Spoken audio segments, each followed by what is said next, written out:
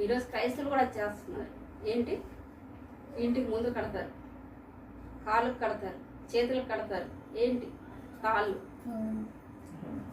వాళ్ళ చేతిలో కత్తులు ఉంటాయి, కర్రలు ఉంటాయి, కాళ్ళకేమో తాళ్ళు ఉంటాయి. అసలు నిన్ను రక్షించేది ఏంటి? నీవు చేత పట్టుకున్న కత్తి నిన్ను రక్షిస్తుందా? నీ చేతిలో ఉన్న కర్ర నిన్ను రక్షిస్తుందా? నీ కాలు కట్టుకున్న తాడు నిన్ను రక్షిస్తుందా? నీ గుమ్మాన కట్టుకున్నటువంటి దిష్టి బొమ్మ నిన్ను రక్షిస్తుందా? ఏది రక్షిస్తుంది? నన్ను రక్షిస్తుంది మాత్రం వాక్యమే.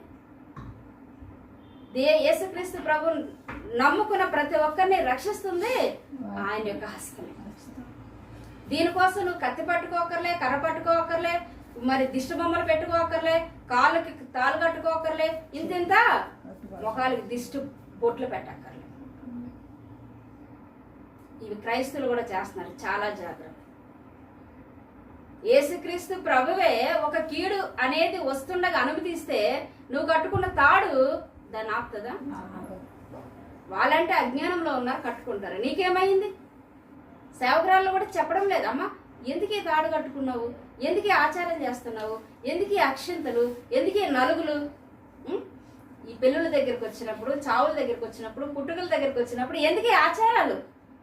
యేసుక్రీస్తు ప్రభు యొక్క రక్షణ నీకు లేకపోతే, ఆయన హస్తమే అది ఆపకపోతే ఈ లోకంలో ఏం ఆపుతుంది? 5 రూపాయలు 10 రూపాయలు కొని పెట్టుకున్నటువంటి బొట్టు తాడు ఆపుతాయి ఆ కీడు నుంచి.